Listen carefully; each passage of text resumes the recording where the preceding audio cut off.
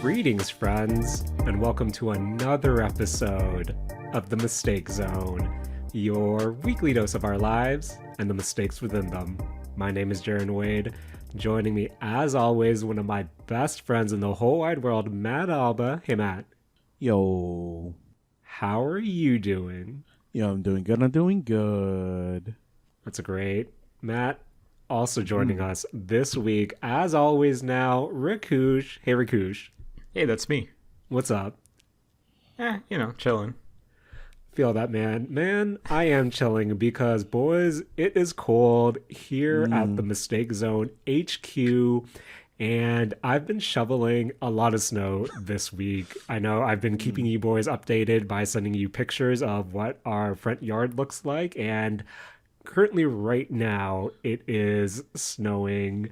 Not super heavily, similar to earlier this week, but I'm also dreading having to shovel this tomorrow morning. But Matt, around this Saturday morning arcade clubhouse, what's the snow situation like? I mean, it's not too bad. We have, the wet snow, so it's like the heavy snow to shovel, but we've only gotten maybe like 5 centimeters, if that. Okay. So, it's pretty good here. It's pretty good here. The pictures you've shown me, Jaren, make me realize that, hey, global warming has really messed up, my part of the woods. And Rakush, Guy. on your part of the woods, how's the weather situation there? I went to go watch a movie on Friday, and there was no snow outside. I show up like 2 hours later, and there is like... I had to basically clean up my car for like 20 minutes after that. So it kind of came down fast. Yeah. And like it was kind of nonstop for a little bit. It was pretty crazy for the last couple of days. But having spent a year in Montreal, like I look outside at this point and like I'm unfazed because of the things that I've seen in that city. It's a level of snow that I've never seen in my life before.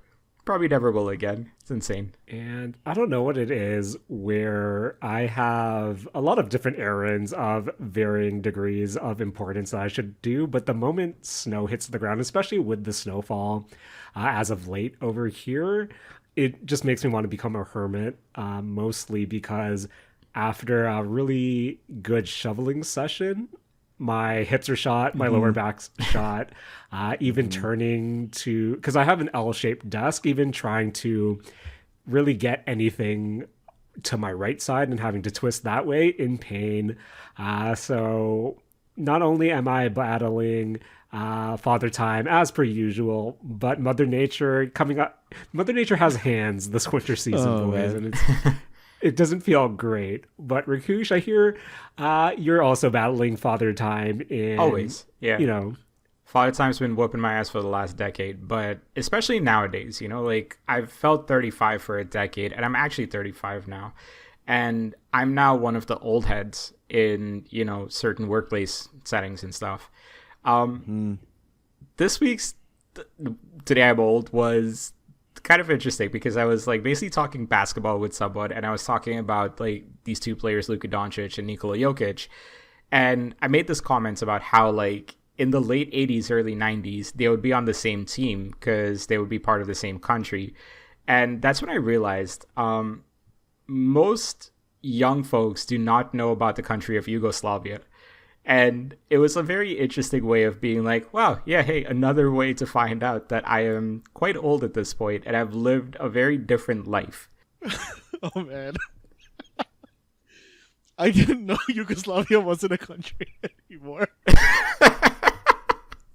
Man. Since 1992, Matt, Yugoslavia has been split up into 5 different countries. Those 5 being Slovenia, Croatia, Bosnia-Herzegovina, Montenegro, Macedonia, and Serbia. Oh, I just always thought, I knew those countries. I just thought Yugoslavia was just its own thing somewhere else.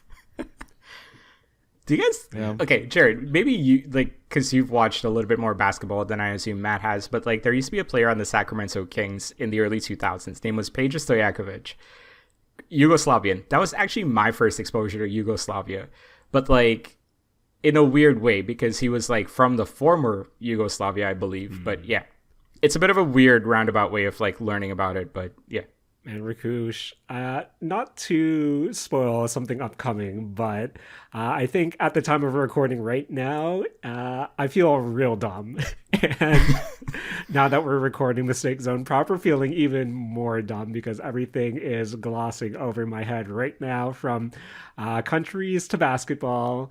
Uh, and all I have to say to your story, Rakush, is that's what you get for talking sports with being a normie, talking sports to your coworkers. So I cannot relate. Dude, I literally have nobody to talk sports with in my life. It's kind of one of the most depressing things about the last 15, 20 years of my life is that the people that I would be able to talk sports with are no longer my friends because I don't root for the same teams as they do. Long story, but yeah. Yeah. Yeah.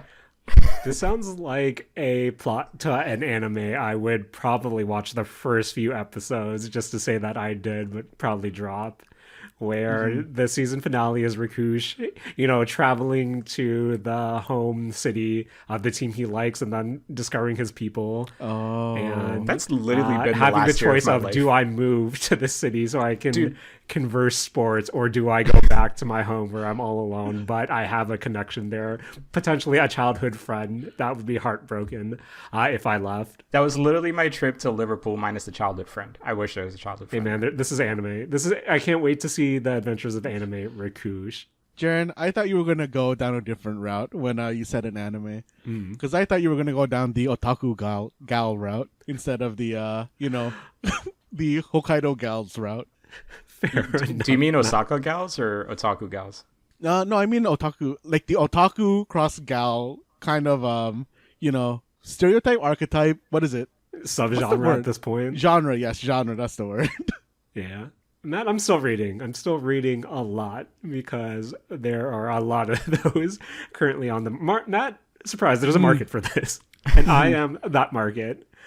But now that we've opened the at least anime adjacent corner, boys, I think I finally have to talk about it just to continue off one of our long running segments of late 2024. And Rakush, I know you mentioned it just a tad a few weeks ago as well, but over our, holiday hiatus, last week, of course, we did our Things of the Year episode. But one thing we didn't really get to mention was Dandadan, episode 12.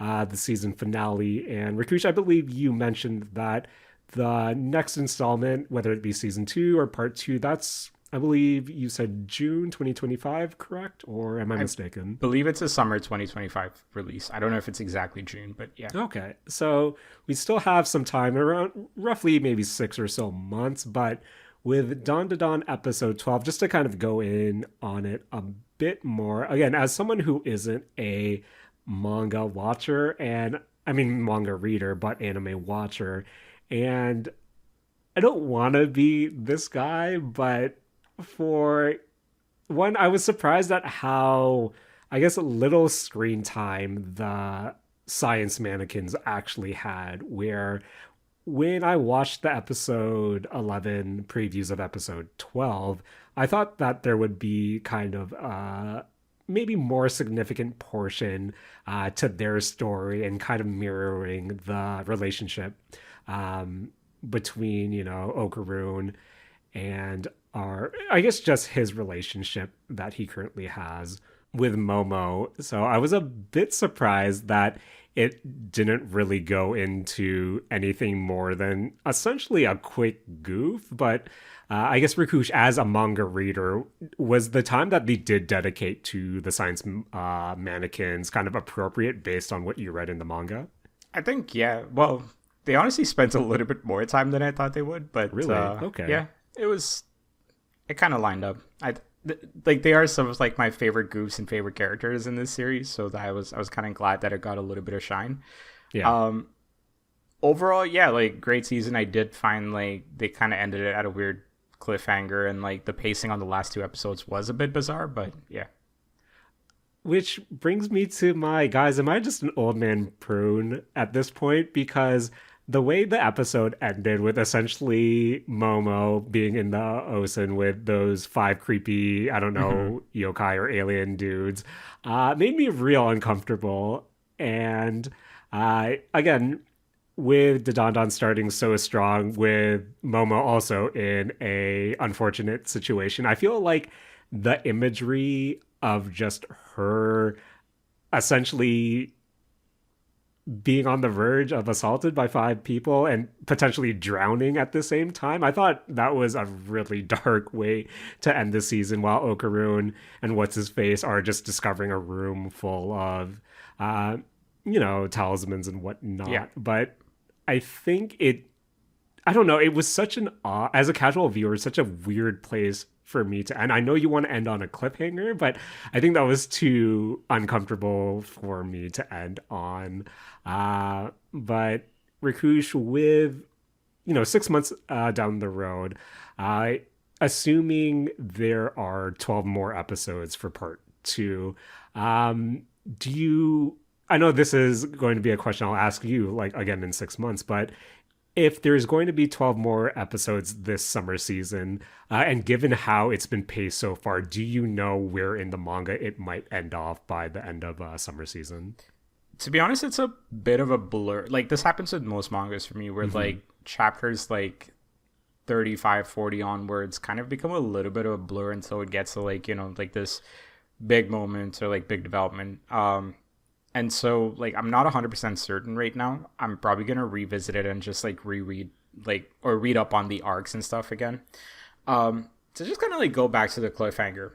It's a good point because as much as, like, I do love the show and the general sort of dynamics between Momo, Okaroon, Gigi, and, like, I believe Ayase was the fourth character. Yeah. But, like, I like the interactions between, like, the students and stuff, right? Like, there's a sort of like innocent charm to it and things like that.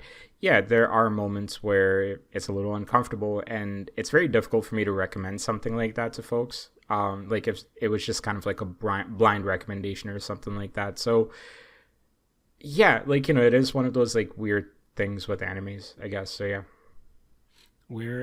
I think again, if I was 15 years younger, I wouldn't have batted an eye, but I don't know. It's also one of those things where I've been listening to, podcasts with father figures and how they've watched, say, episode 1 of Dandadan, and they were watching with their kids, where if it was by themselves, great, fine. But when you bring in kind of a younger audience, maybe I'm at that point of my life where I'm kind of subtly, not that I have kids or anything, but I'm kind of thinking about, what if I did have kids? How would that change my viewing habits? And I think that's a long-winded way of me saying, maybe I'm not really down for Momo to be in situations like that currently, but knowing how, she is presented as this strong, capable, just fighter as well. I'm really curious just to see how she gets herself out of that bind. Likewise, how Gigi and Okaroon, when they discover that room full of talismans, again, as someone who is super dumb, don't know the significance of that room. So Rakush, can you explain the significance to the room Okaroon and Gigi discover? If I did, that would be spoiling the plot. So just wait until the second core starts. They'll explain all of it. Okay. Or read the manga is what you're saying. Or read the manga, yes. But they do answer these questions. It's not something that's like a long-standing mystery. It's all kind of relevant to the current arc itself. Okay. Well, overall, just a really fun season. I think really stylish, really like the characters. Just the relationship between Momo and Okaroon has been really fun to watch unfold. And it's true, it does hit on those common rom-com tropes, but I feel like it does, especially this season in particular, have a good balance between the more slow rom-com archetypes that you would expect while still mixing some flashy shonen visuals that you kind of would expect from a story that deals with yokai and aliens. So I enjoyed it overall, but guys gotta treat Momo better is what I'm saying. Yes. But in terms of new anime, when we did our year-end wrap-up last week, boys, when you made me realize that I don't watch a lot of animes. So part of the resolution this year, just to watch a bit more new anime to bring to the mistake zone. And one anime that debuted this week was Sakamoto Days. I was watching it on Netflix. I believe it's on other streaming platforms as well.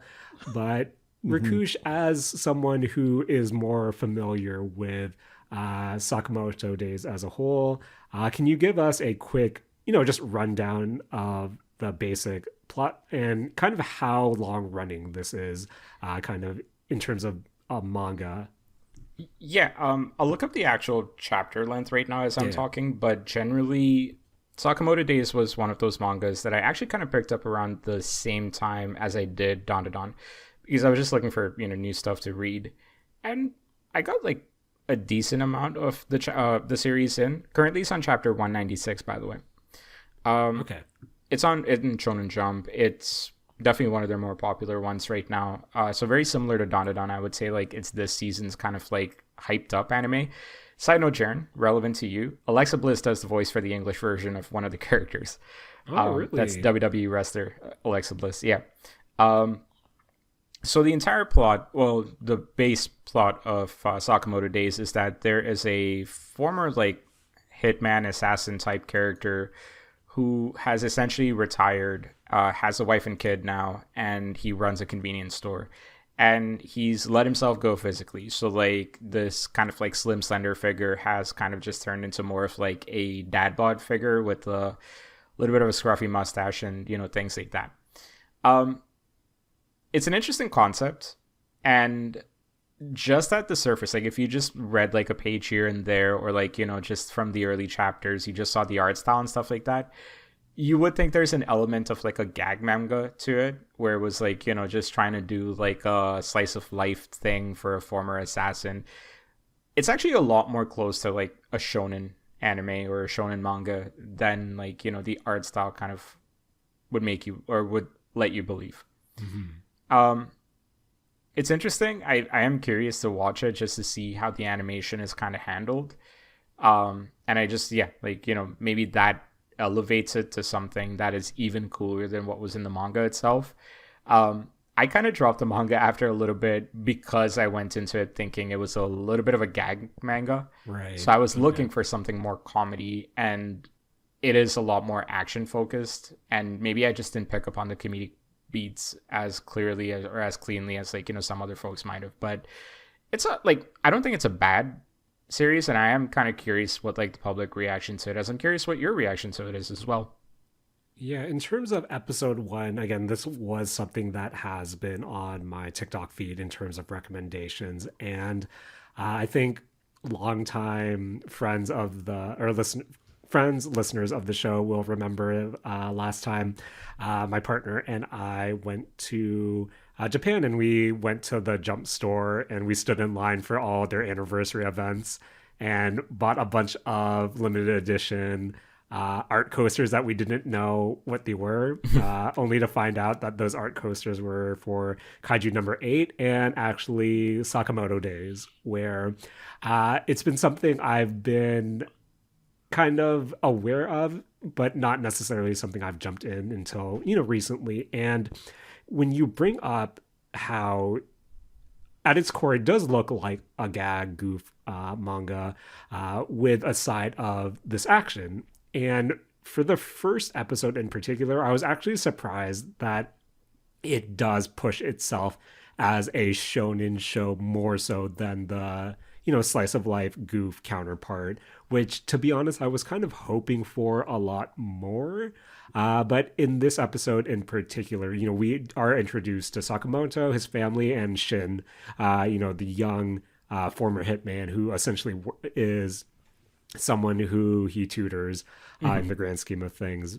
But pound for pound, there was a lot more action than I thought there would be. You have your fight scene or combat scenario with Sakamoto and Shin, and then you have the warehouse combat sequence at the end, where I think my hope would be just to see how it would be something similar to what Dandadan is, that balance between rom com and action.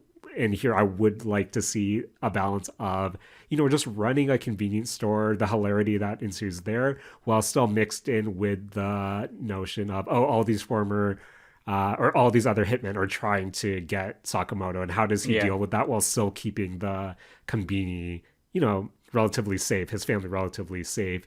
And when you say that this might skew towards that more action part, I think that, again, I'm going in with the preconceived notions, and that's a bit disappointing, but I think it's still charming enough, especially in the first episode. What I will say is, maybe my bias is coming from, I watched the most recent action anime I've watched are Dandadan, Demon Slayer.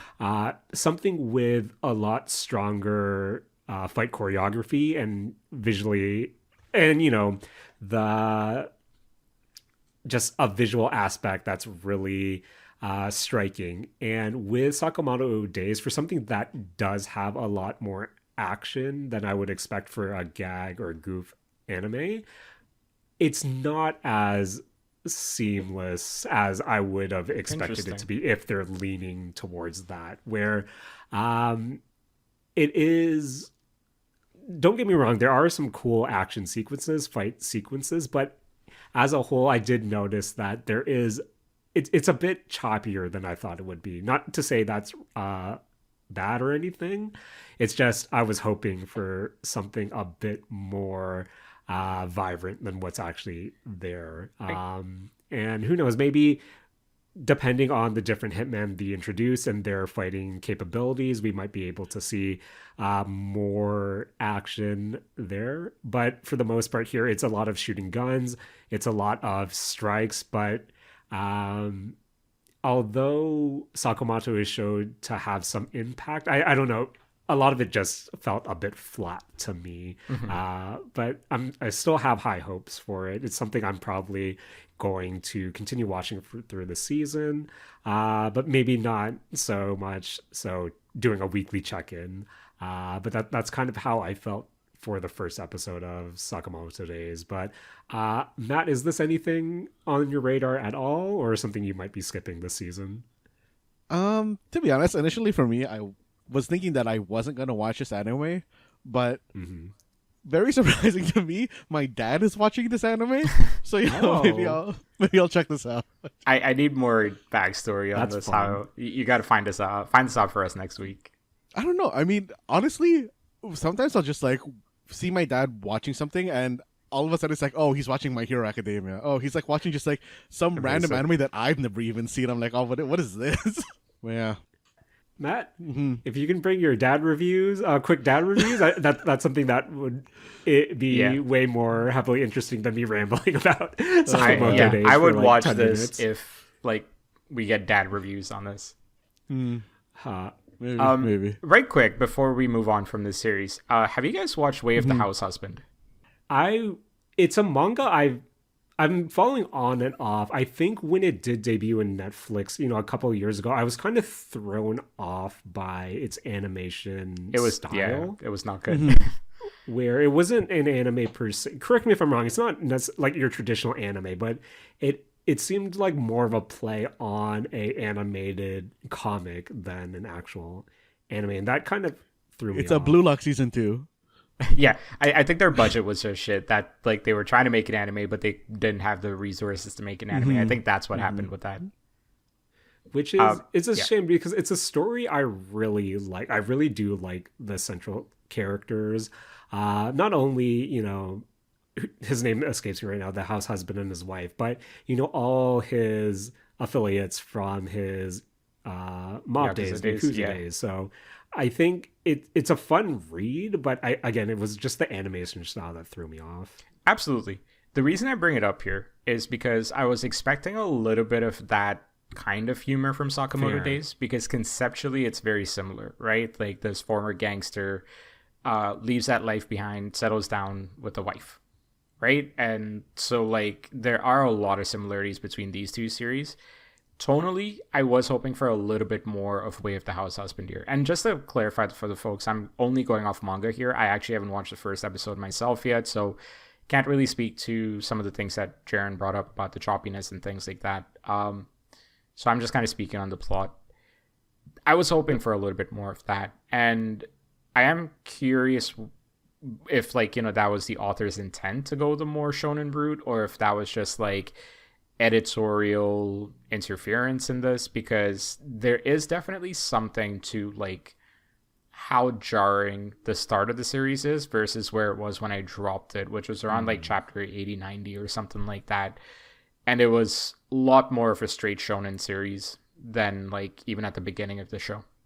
Okay, that's kind of unfortunate. Yeah. And I'm curious to see if how closely the anime adapts the manga, just because there are still instances where we see the relationship between Sakamoto and Shin, how Shin being clairvoyant and being able to read thoughts or read minds, and just that dynamic of Sakamoto just dropping something for Shin to consider telepathically. And I think that can lead to a lot of fun goofs, but at the same time, just based on how the OP is laid out, for example, and you just see all these different assassins or hitmen, and yeah, I'll still go in with an open mind, but maybe I should just be catching up on House Husband at this point. But for the most part, I think Sakamoto Days, especially episode 1, or only episode 1 right now, it's a solid impression. It's an easy watch, but I think in terms of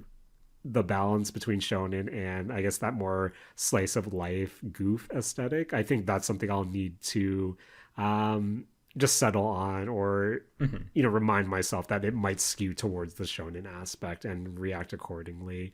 And if I do want that goof aspect to go with House Husband, for example, even the live action for House Husband, the clips I've seen have been pretty good, even though it diverts from the story just a bit. So maybe that might be something I need to turn into as a palate cleanser as well.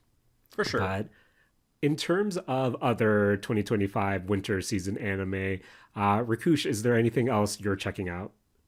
Yeah, so I am really excited for this one. Apothecary Diaries series 2, season 2 has just started up as of yesterday. Okay. Just watched the episode this morning. Yeah, it looks like, a continuation of the quality of the first season, which is a very good thing. So I'm really excited to see where this season goes, what stories they kind of cover. Mao Mao remains like, a hilarious character. Like a very unique character. And I think like the setting is really neat as well. Just, it was really funny. Like within 5 minutes, I kind of felt like comfy watching it. It was definitely like one of those like, yeah, I'm back in like this world that I really liked and enjoyed and stuff. So yeah, I'm really excited for that one. So I'm gonna keep watching that, and then maybe in a couple of weeks I'll have a clearer picture of like what else I'm watching this season, but nothing outside of like Apothecary Diaries and maybe Sakamoto Days, just from like a personal curiosity thing. Nothing else is really catching my attention this season. Okay. Oh, Apothecary Diaries is 2 cours again. I didn't realize that. Nice. Okay. Man, that's still something I need to catch up on. I highly recommend it. It's a really, really well done series, and the characters are just super endearing. Again, it's like the theme of the stuff I love from the last year is just the endearment of a lot of these plots and characters. Yeah, I apologize if I'm using the term, because I know you just said cores, Matt, where I did watch the first, I guess, core of Apothecary Diaries. But by the time the second one started and she was essentially moved to a different area of the kingdom or castle or whatever, I'm not sure why I started to fall off, but I know you two have, it's a series you two have like definitely enjoyed, so I think that's something I should try to dip my toes back into, just because again, yeah, Mao Mao, such a good character, and if she continues to be that witty character in season 2, part 2, whatever you want to call it, definitely reason for me to go back as well. But moving on to kind of newer games, I was playing something for the last week or so now. And Matt, I'm not sure if you remember, but during one of the Steam Next Fests, I talked about OMG Words, which is essentially Scrabble Balatro. Kind of continuing to, my thoughts on Balatro being my game of the year last week, where Moving forward, Balatro kind of defines this genre of the roguelite meets um, other game type. And in terms of OMG Words, it is, again, a Scrabble roguelite where each run is 10 rounds, and each round you have to reach a specific score threshold. What I do like about OMG Words in particular is with Balatro, it was pretty cut and dry. You have to meet the score criteria in order to pass that round. But with OMG Words, you essentially have three medals that you can attain within a round.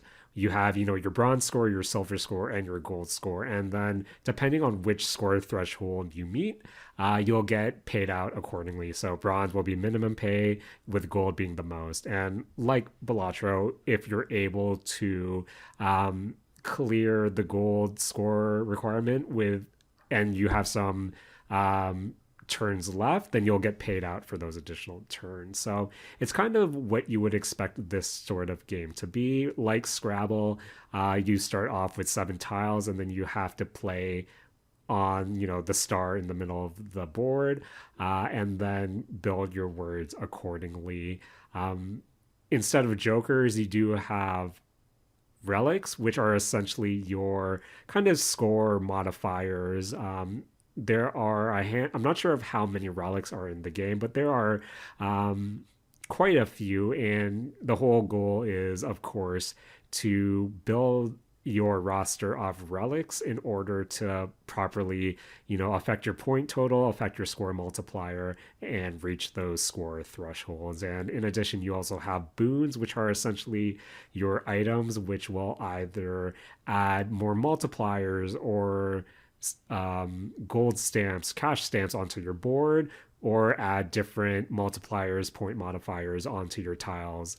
And again, it's like Scrabble, and it's also a good way to realize how limited my vocabulary will be because, surprise, I'm putting down tiles just to see, oh, is this a word? Is this a word? I'm not sure which dictionary it uses, but I'm sure it's whatever any online Scrabble one does as well, where similar to Balatro, you have different board types that have different modifiers that you can unlock, such as, you might have less discards, but you'd have more turns, or less turns and more discards, or certain tiles on your board are blocked off. But it is essentially what I said before, Scrabble Balatro.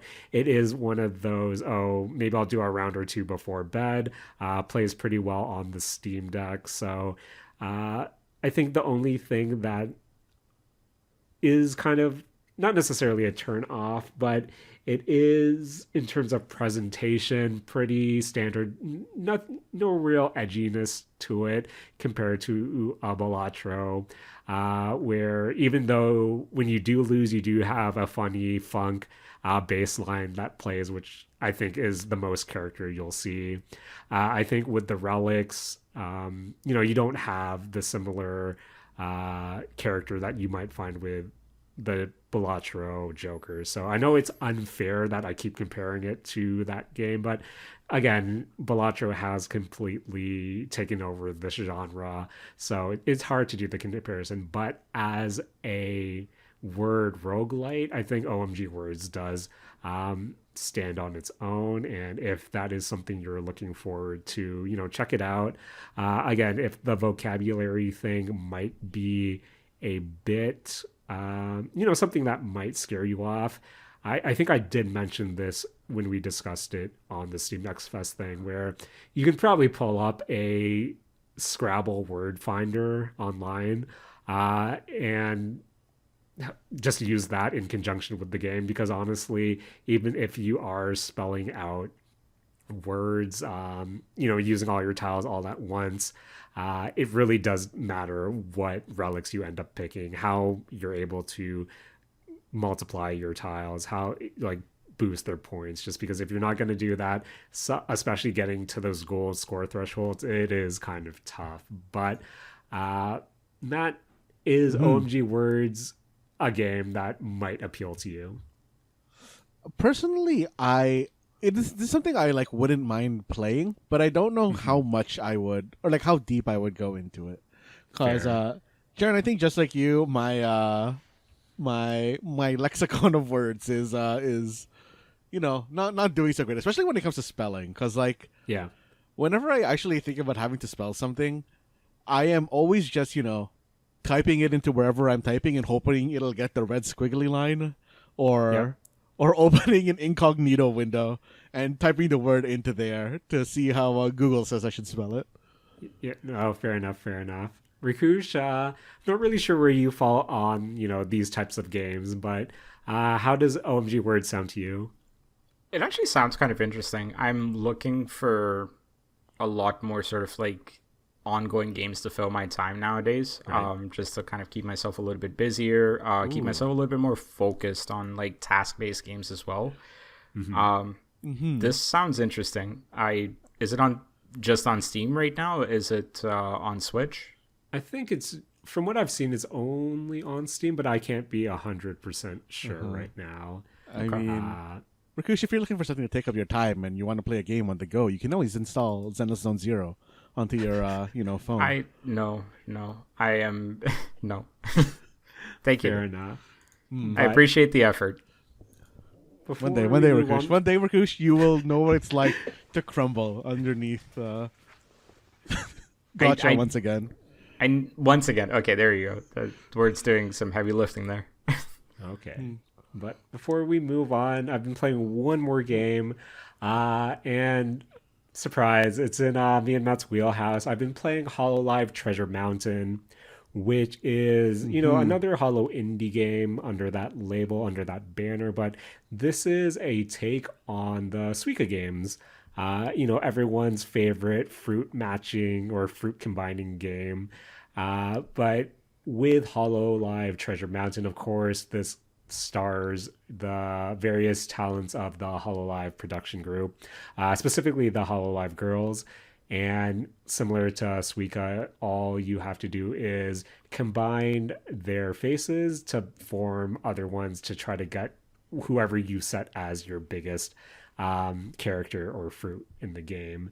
And unlike Suika game, where that was done on, you're dropping on kind of a 2D plane, with Hololive Treasure Mountain, you're rotating a treasure island that you're essentially shooting the faces onto. And having that, 360-degree vantage point of you rotating around this island, shooting, and having to consider different planes for your combination really does add a element of, I guess, consideration that I didn't really have with Suika game. But Matt, I know in the past we played, Hololive Suika adjacent games. There was that one that was the 2D one, the web browser version. Yeah. And I think my issue with that was I started with that Hololive web game. So when I actually went to the Suika game proper on the Switch, completely different physics.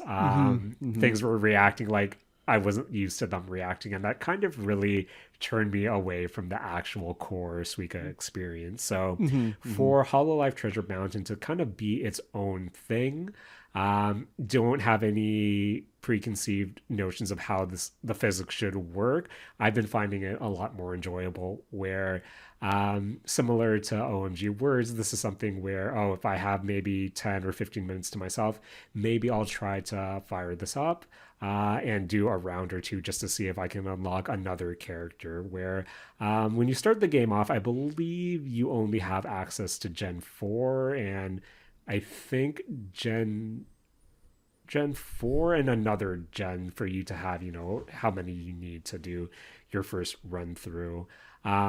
And each of the different talents, they have different requirements where, you might have to set one talent as the highest piece and then get them in a round to unlock this talent or get a specific score to unlock another. Where at first, when you have all these characters locked and seeing all the requirements, it does feel daunting. But once you really get a hang of, the physics and how it plays, I think they are becoming a lot more manageable and even doable. Where the first time I saw Callie's unlock requirements, for example, was you need to have 2 successful runs in a row. And the first time I played this, Matt and Rakush, I thought I would not be able to do that. But I think as you get a hang for it, while I haven't had 2 wins in a row, I've been getting more wins than usual. So my only complaint there is all the achievements for the game are tied to, hey, set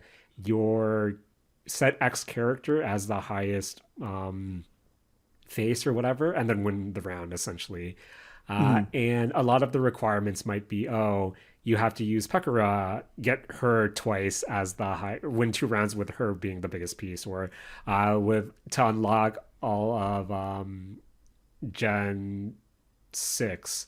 You have to have La Plus as the highest one, and then essentially get her win around like 3, 4, 5 times. So I think that's kind of annoying, but for the most part, I am having fun. If you're a fan of Hololive, even if you're a fan of Suika Game, it is something to check out. But one question I have for you guys, as I said, most of the characters are unlocked in the beginning, but occasionally you'll get a login bonus where you'll get a ticket that just lets you unlock a character.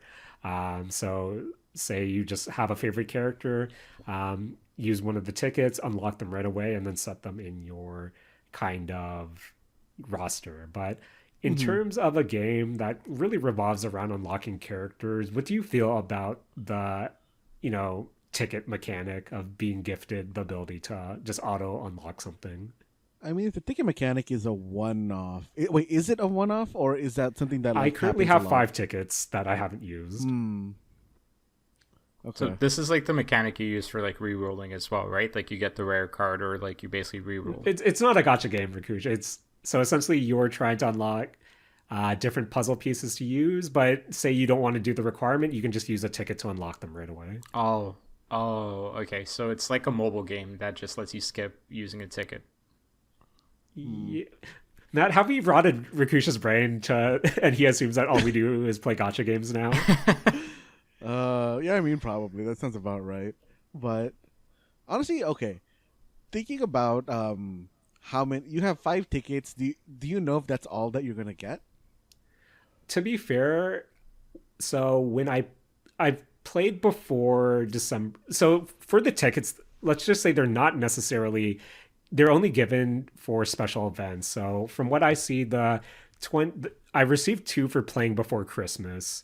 And then I received 1 for their 2v2 or their versus mode when they introduced. And then I received another 2 for New Year's. So it seems to be getting them they're tied specifically to special events. I mean, okay. If they're tied to special events, I feel like it's not that bad. Because like getting that first one is, I think, makes a lot of sense to me, because this is a Hololive game and you want to have your favorite member, so that makes sense. But I guess with the frequency of how many they've given, I guess like you've said, like you got 5 so far and you've been playing for what, like a month maybe. Yeah, for a month now. Yeah, I guess that does seem kind of fast in terms of how quickly you're getting tickets. If all you can do is unlock the characters. I mean, do you unlock a character head, or is it like you've unlocked this character head for this outfit? You just unlock the character head. There's no outfits. Okay.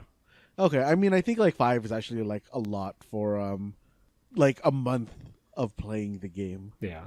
And I to be fair, again, it is one of those, I played at a specific time, Christmas and New Year's, plus they just introduced a new mode where it makes sense. But yeah, the fact that I'm sitting on 5 right now, it is a bit weird. But again, you are probably trying to unlock your favorite character right off the bat. Yeah. And also there are, what is it, over 60 achievements, 1 for each talent. So regardless if you unlock them or not, you still have to win a round with them. But in terms of completion, and ID are in this?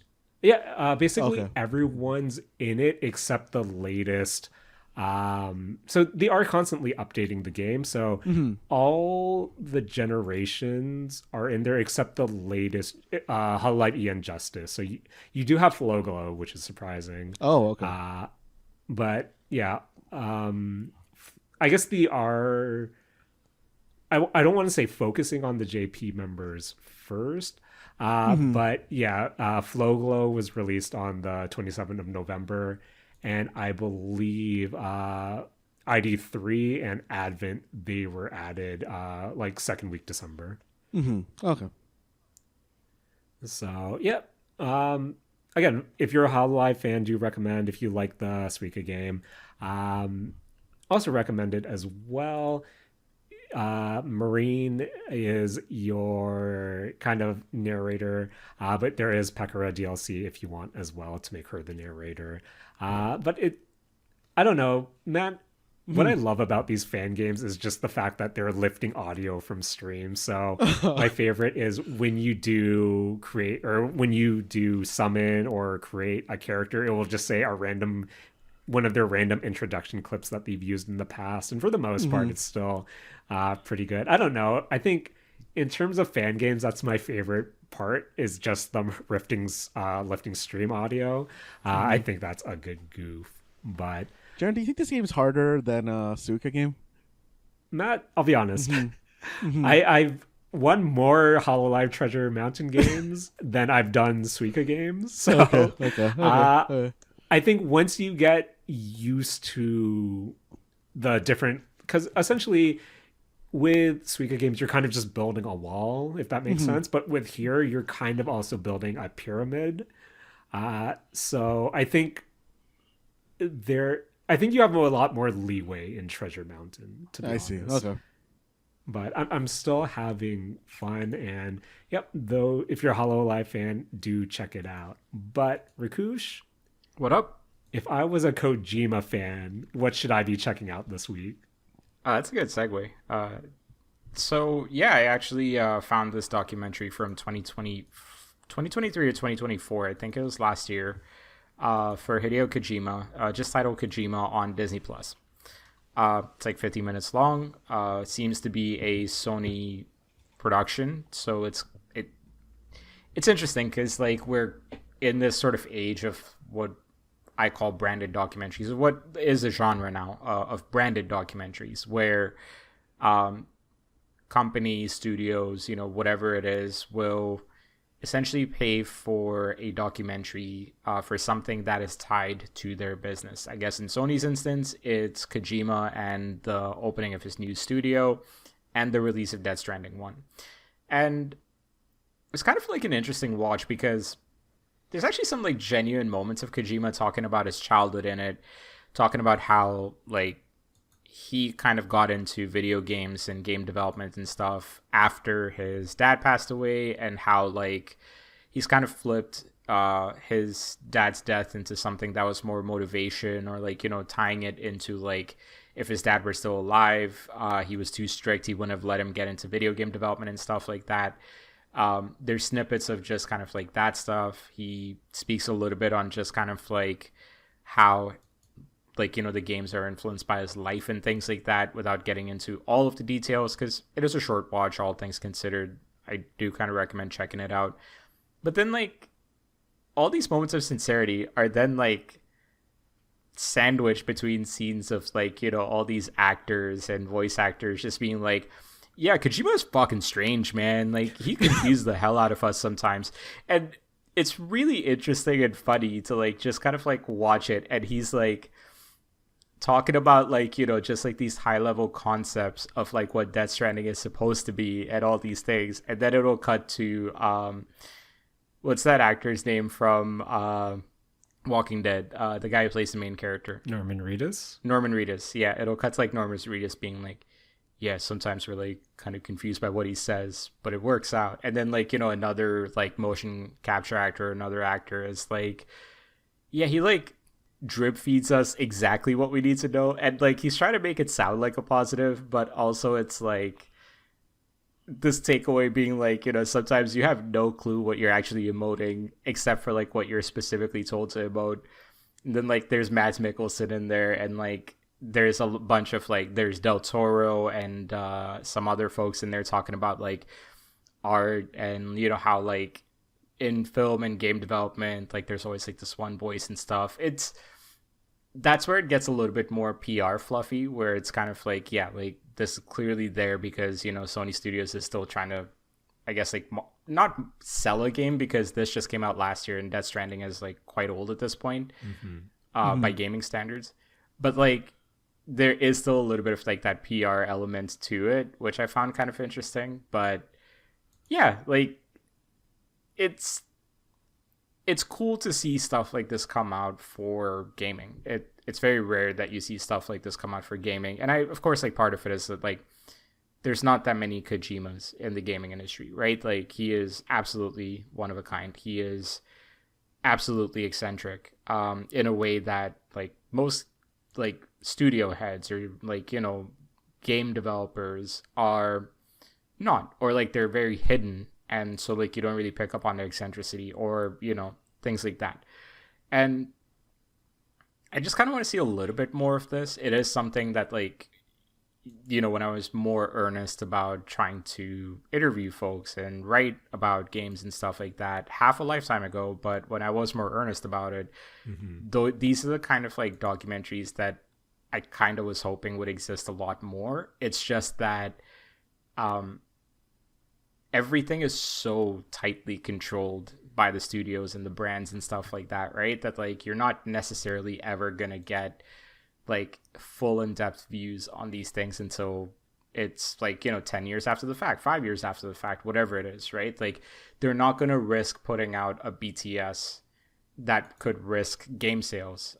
Like one of like Kojima's colleagues like makes an interesting point just about how like back in the day, like they used to get less money to develop games, but because they were given less money, there was less pressure for that game to necessarily succeed to the levels that they're expected to succeed in this day and age.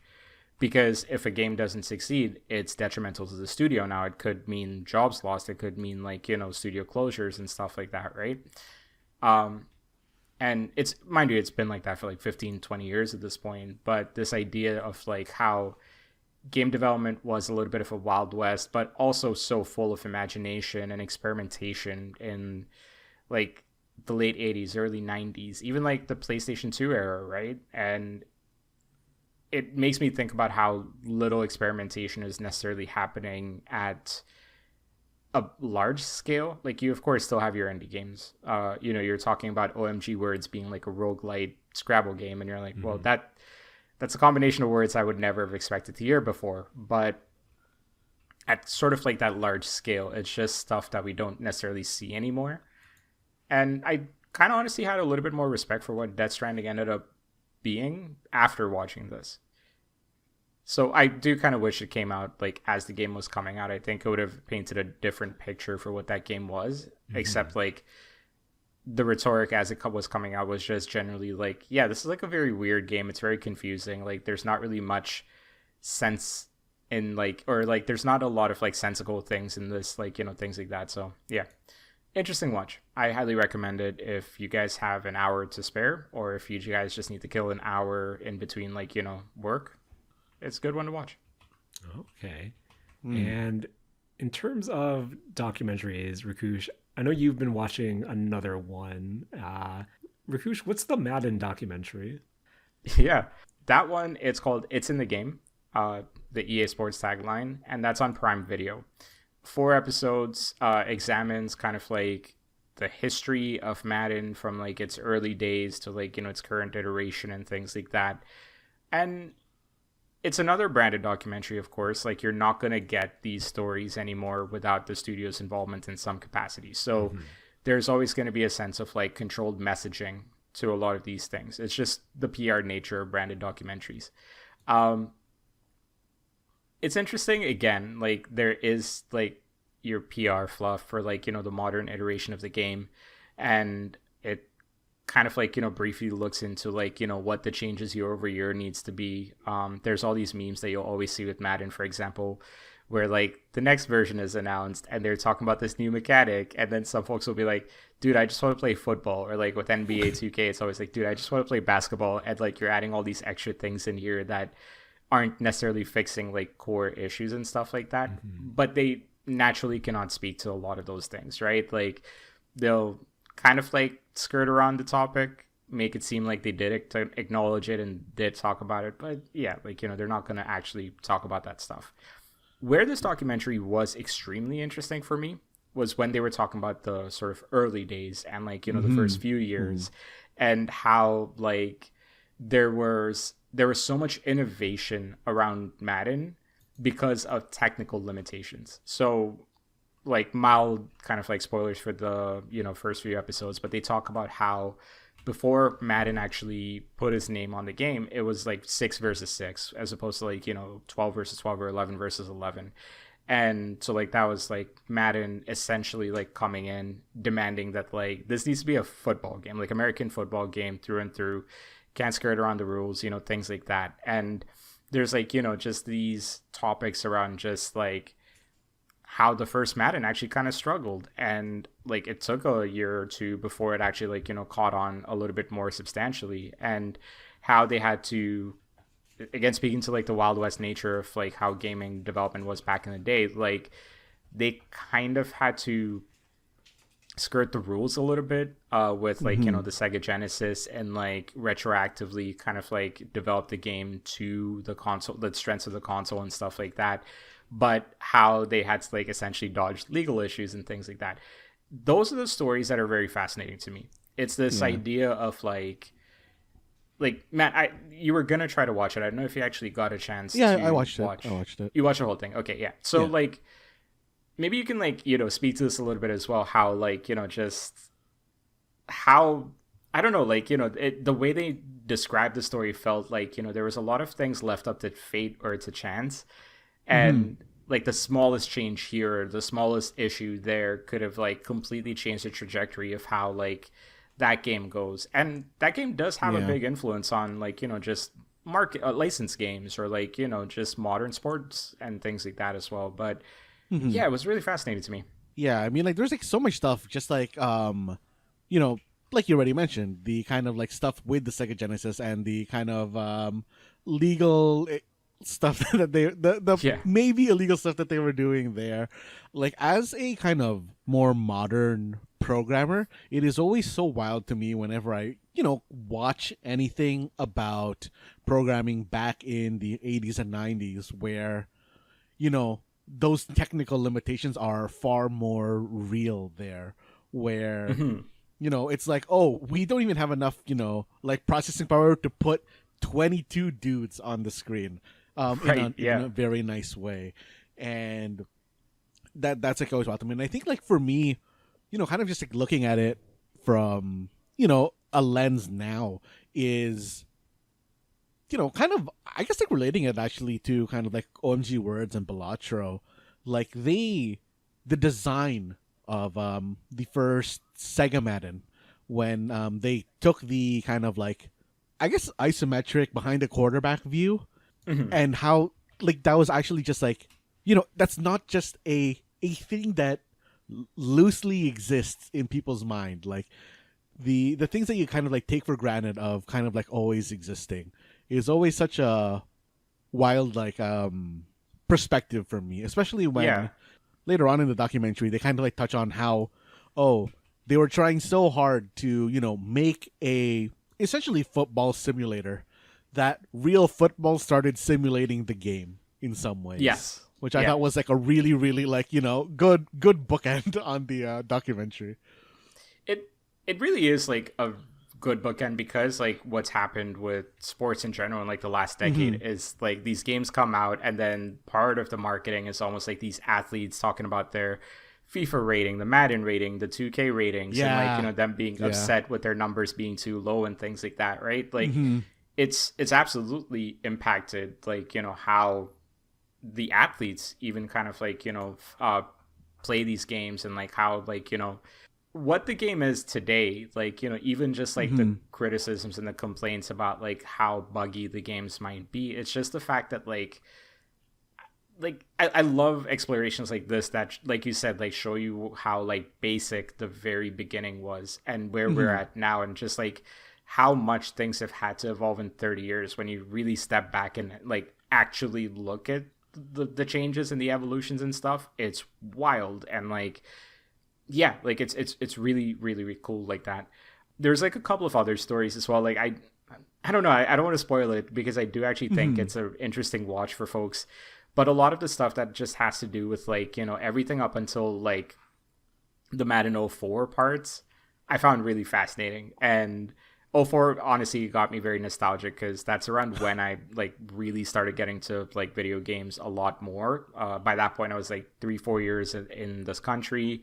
I just gotten a GameCube, and like, you know, I was starting to like, you know, kind of play a lot more sports games and things like that. So that portion was also like very nostalgic. But yeah, just generally like, you know, I really love the conversations around like some of these things that we take for granted. Honestly, one of the things they cover is licensing player names.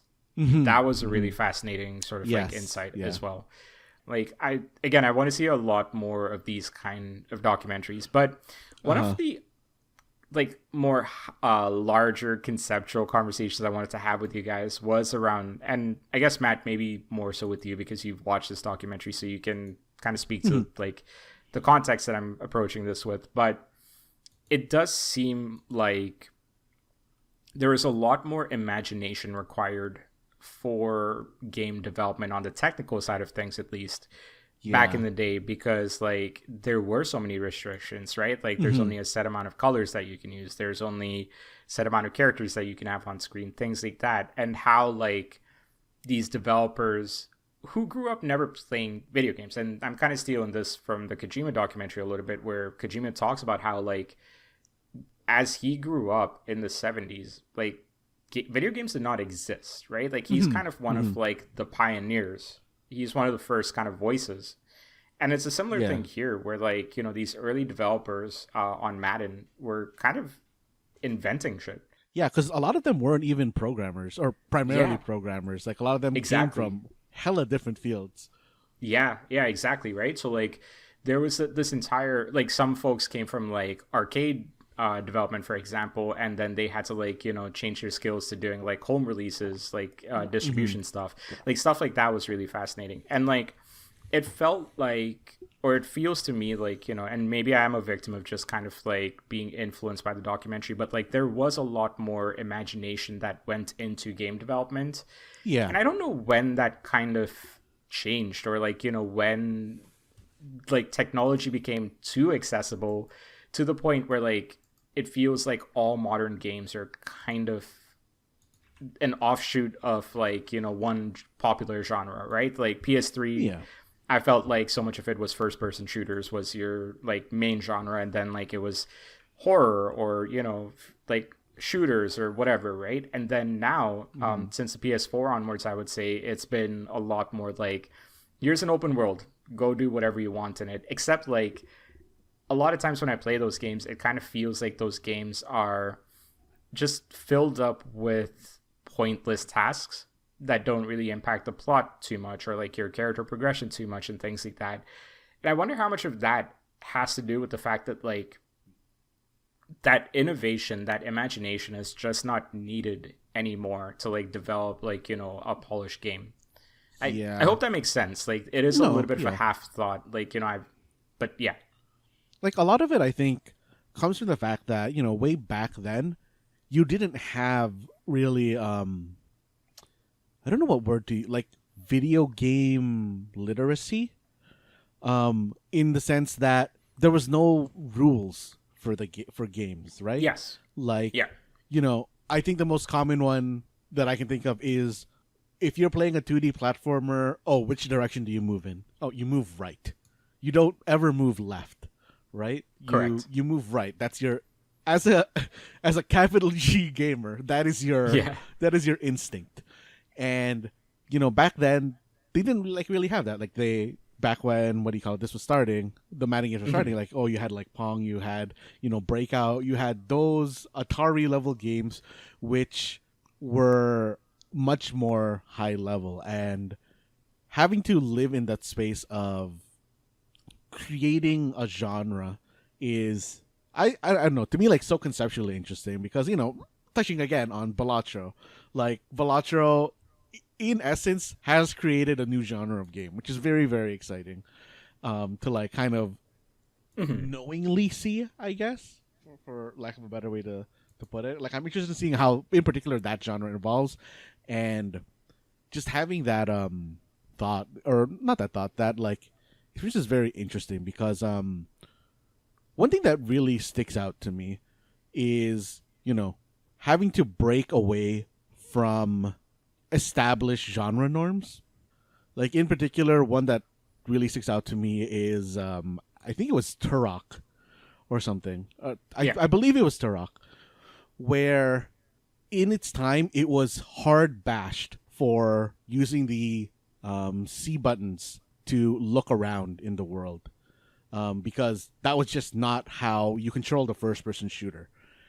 And I think like that's sort of a thing that kind of made people, poo-poo it a lot, but that ended up becoming the norm where, instead of the C-stick being the controller, it's now just like, your right stick, or not C-stick, C buttons on the N64 controller being the thing. And I don't know, just, I feel like that would be very scary as, someone who, like you said, like, games, I think around the time N64 were becoming more, I guess, expensive, and it was becoming more critical to get it right. Yeah. Because, when they're talking about these games, in the Madden documentary, they're kind of talking about how, like, a lot of their games kind of fizzled out in the first few years of, not Madden, in the first years of EA. And I was so surprised looking at that from, the current point of view, thinking, oh, they had, like, almost, like, 3 or 4 failures in a row. I'm surprised that they survived as a company. Yeah. Like, even after the very first Madden license game, right? Like, they talk about how, like, it absolutely did not live up to expectations, and they were fortunate that Madden kind of stuck around with them with the license, because he could have very easily walked away after that, but he was like, no, like, if, kind of paraphrasing, but, like, if these guys cannot figure it out, then nobody can figure it out, which is an impressive level of trust for, like, a sports guy coming from an industry where he doesn't quite understand game development. To be fair, not many folks did, right? But like, he trusted them to like continue it, and I found that was like, again, how true is it or not, we do have to keep in mind, again, this is a little bit of a PR thing, right? Like, EA does have a part to play in this. If that is the truth, then yeah, like, that is fascinating, that is really interesting, right? So yeah. And I guess I sound like overly negative about modern gaming, right? Which is not like really the intent. Like, I'm playing some games now where I'm like, these are some of my favorite experiences ever. But I do think part of it comes with a certain level of just like acceptance that innovation in like big budget games, and I will clarify why I'm saying big budget games, because ultimately like those are the games that kind of drive the health of the industry, is that I haven't seen much innovation in the big budget games since, I would say, like the late PS3, early PS4 era. And it feels like, with, Sony, for example, putting out exclusives, but then all of the studios kind of work with each other and use the same tools and engines and things like that, you are going to get a lot of similarities there, right? Now, does that make a game bad? No, not at all. But does it make it a very innovative experience? Up for debate, I will say, to put it nicely. And that's where it kind of is fascinating for me in this day and age. And I don't really have much else to add to this, except for just, I highly recommend this documentary, but I'll kind of pose a question to the two of you, which is a bit of a boomer question, admittedly. Do you think the younger generation can appreciate what gaming is now, or like, has been in like the last half decade, more if they go back and experience what gaming was at the very beginning? And I guess that's kind of like a package question here. Do they even have the capacity to go back and play those games if they're from even before their lifetime? Capacity, do you mean like do they as a person have the capacity to do it, or do they have like the capacity in terms of, are they actually able to? Something in the middle, I guess, right? Like, if you're like born in the 2000s and you're asked to go and play like an N64 game, like, that controller is not what Ooh. like your standard controller is in this day and age, right? And so that's kind of where I'm going with that question is like, one, would they even be able to figure out, right? And I'm sure I'm oversimplifying it. There's so many folks that pick up retro games and enjoy the hell out of it, but more as a generic sort of question to ask. I do feel like, for example, with the Kojima documentary, with this Madden documentary, their recent releases are flawed, but I genuinely appreciate it a lot more because I understand a lot more of the context and the backstory from the mouth of these developers themselves. And yeah, that's kind of like the inspiration for this question is that if younger folks can go back and like experience what gaming was like at the second generation, if not the very beginning, like Pong and stuff like that, like would they appreciate what it is more now? Personally, I feel like probably 80% of people who, play games now who didn't back then probably wouldn't get anything out of it. I think that games back then have, just in terms of like quality of life, come so far that going back is going to be a drag. And it'll become almost like too much of a bother to play. Like, kind of going back to, I can't remember like which week it was, but like even you mentioned that you had a hard time playing Witcher 1. Witcher 1, Dragon Age 1, yeah. Yeah. Kind of like playing it with like a modern lens, whereas like I feel like a lot of people who never experienced those like early games would kind of have probably that same perspective where it's like, oh, you can appreciate this from a, technical and like historic point of view, but it's going to be hard to stick with it knowing what you know now. Yeah. Jaren, what do you think about that? I think this conversation brings me back to UFO 50 and kind of the reception that game has where just to kind of review, UFO 50 is this compilation of 50 different games that were designed for a fictitious console with, I guess the time frame would be around the 80s, early to late 80s. And the design aesthetic and sensibilities would be centered around those times where even right off the bat, the first one that, you get access to, or the first one that appears quote unquote chronologically, is designed in a way to have the same, for lack of a better term, trappings or design choices that, developers from that era would probably have. And, seeing the reception of that of, oh, this is a bad game versus this was designed to be a bad game, where again, I think of something like a UFO 50 and how when I was looking at the, game of the year from all the different outlets and seeing UFO 50 mostly being kind of touted as a novelty, and the appreciation are coming from outlets that have the experience, let's say, of games of yesteryear, games of that era, that we can fully appreciate something like that, where I haven't seen a lot of reception towards the game from, quote unquote, younger gamers or modern gamers, where, at the risk of sounding like a grumpy old man who's yelling at clouds and for the youngins to get off his lawn, I think the question you posed, Rakush, is pretty loaded in that there are a lot of, I don't want to say necessarily setbacks, but it's kind of true when it comes to video game preservation, where if you were to tell a kid, let's say 12 years old, 10 years old, since we like to say Nintendo-year-olds, to play a game from the Super Nintendo era, from the NES era, like how do they reasonably go about that?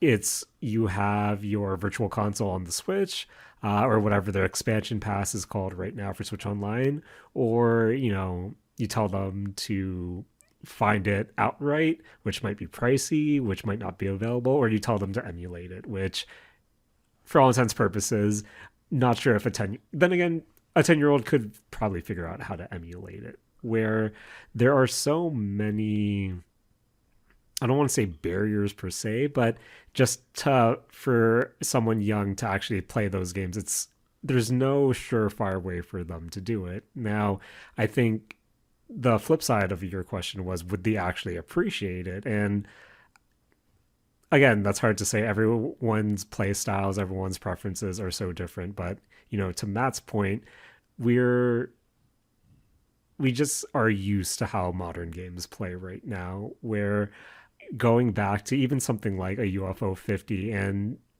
as someone who was looking forward to a lot of those games, to be honest, I didn't click with a lot of them just because they were dated in a way that doesn't appeal to my current sensibilities. So Totally fair. it's hard to say, would people have a better appreciation for games if they knew the history. When we live in such a attention economy now, where even if that's the case, would people actually want to put the time to do homework essentially in order to appreciate something now, as opposed to just experiencing something now before they move on to the next thing? So I think the question itself is pretty loaded given how short everyone's attention spans are. Like, we even said it last week during the wrap up when it came to Metaphor ReFantazio, where this is like a turning point in our lives when it comes to JRPGs. Can we stick with the JRPG now? And would, like, if you were to ask me the same question, Rakush, should I go back to play an older Final Fantasy to appreciate Final Fantasy 16? Like, even that seems unappealing to me, where I rather just go into 16 without doing the homework. So that's a long-winded way of saying it's a difficult question just because our attention economy is so cooked right now. For sure. I think it's a great answer for what it's worth, and I think it's what you're saying makes complete sense. What both of you are saying makes complete sense as well. And I guess, like, to kind of, like, from my perspective at least, like, kind of like put a bow on the documentary side of things, and Matt, if you have any final thoughts to share. But for me, it's like, that's where these documentaries are kind of valuable. Like, am I going to go back and play a Madden 94? Probably not, right? Like, am I going to go even play at Madden 2004? Probably not. But I can appreciate what these games used to be, and I can appreciate, like, a little bit of just kind of like the backstory a little bit more. It humanizes some of these games that sometimes we just look at and say it's trash or whatever, right? Or it's buggy, whatever it might be. It kind of humanizes the team behind it, which I truly do appreciate. Does it make the game objectively better? Of course, like, that's, I don't know, right? I don't think there is a way to objectively make a game better by just watching a documentary, personally. But, like, yeah, like, Death Stranding seems like a way cooler concept after watching this, 1 hour Kojima thing.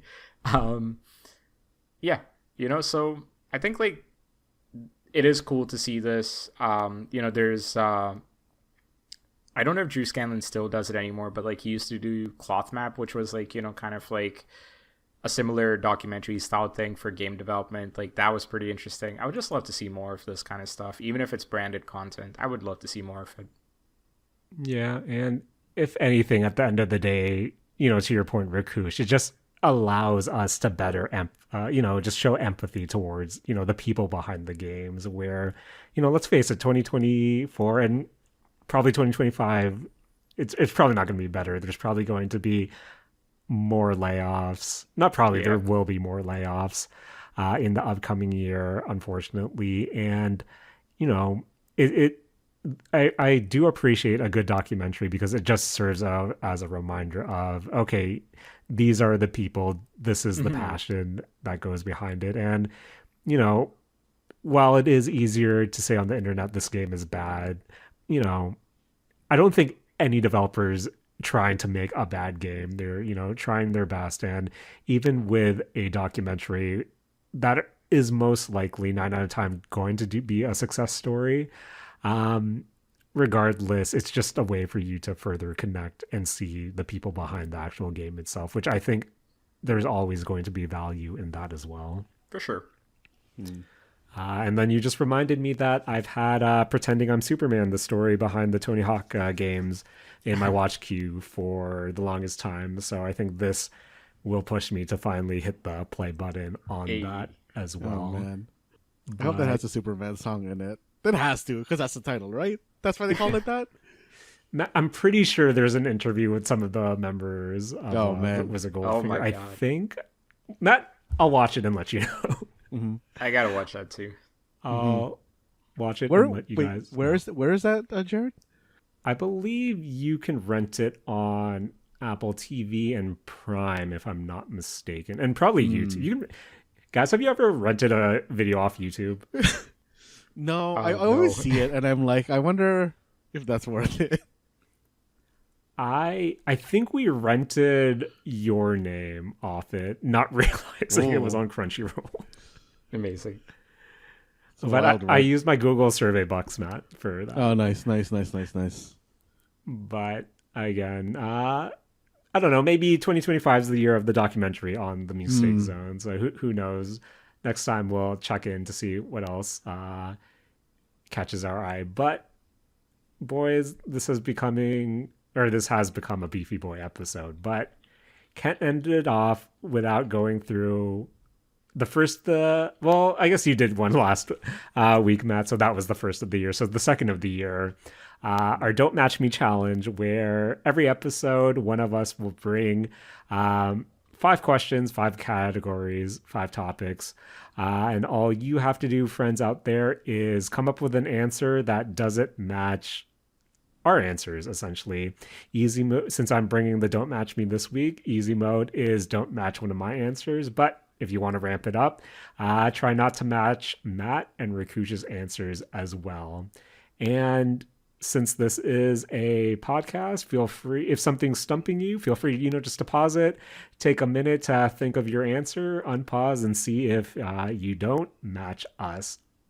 And honestly, for this week's episode, you might want to be, okay. I'm okay with you hitting that pause button this time around. But since I talked about OMG Words, I think it's only fitting for our Don't Match Me challenge for this week to be OMG Words / Scrabble adjacent. So first topic, first question.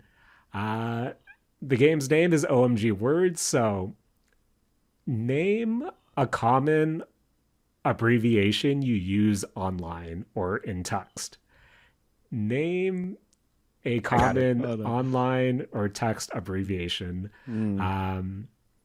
So, there's a lot of different abbreviations, and I might be dating myself with my answer, but name a online or text abbreviation in 5, 4, 3, 2, 1. Boys, I went with BRB.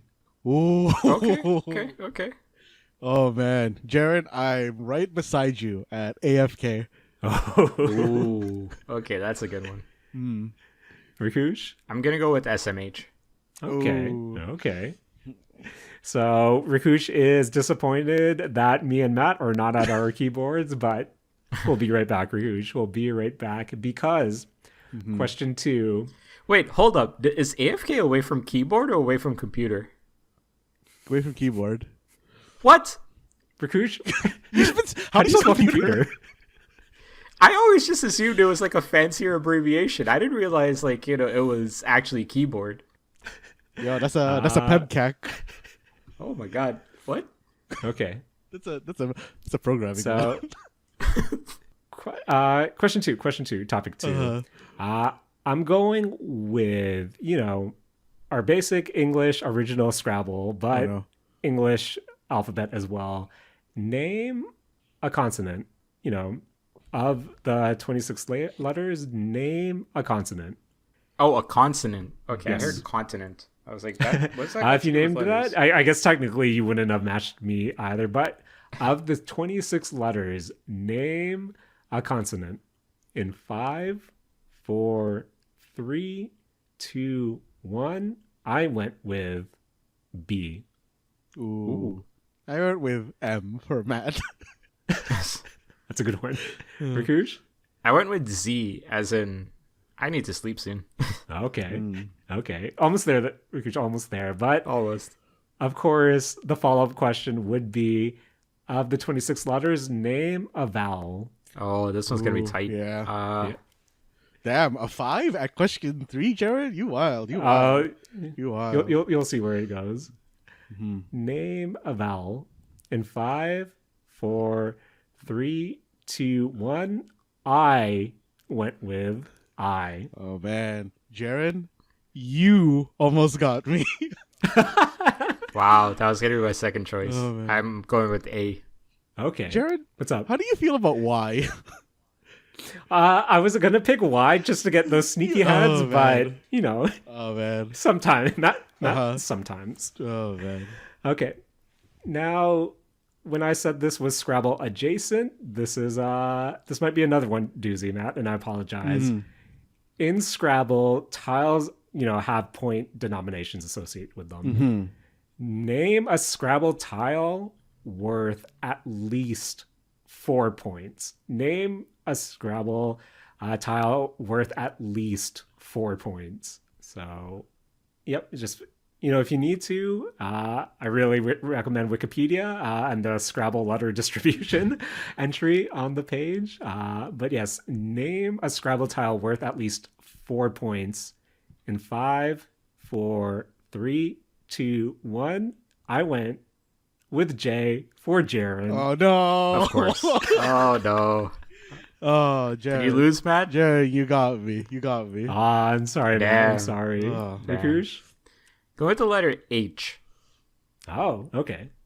4 points. Oh, man. Now, yeah, I think I was a little unfair with putting vowels at number 3, but for the final question, and I told you boys and friends out there, be liberal with your pause button, because for the final Don't Match Me challenge, I have my OMG Words open right now, and I'm looking at my tile set. So I'm going to say the 7 tiles on my tile set right now, and you just have to come up with a word that doesn't match my word. Okay. So my 7 tiles are U, O, O, K, C, as in cat, Z, as in zebra, and the question mark tile. So that's you can do whatever you want. So God. make a word of any length with using U, O, O, K, C, Z, and the question mark tile. So any other letter you want. Oh, God. I only see one word here. Yeah, I think I'm gonna lose this. Okay. Oh, fuck. So again, name any word you want with make out of the letters and tiles U, O, O, K, C, Z, and question mark. So any letter you want. So in 5, 4, 3, 2, 1, I went with zoo. Ooh. Oh, okay. Interesting. That makes sense. Interesting. You know what? I only saw one word, and I went with kazoo, but zoo is a part of that word.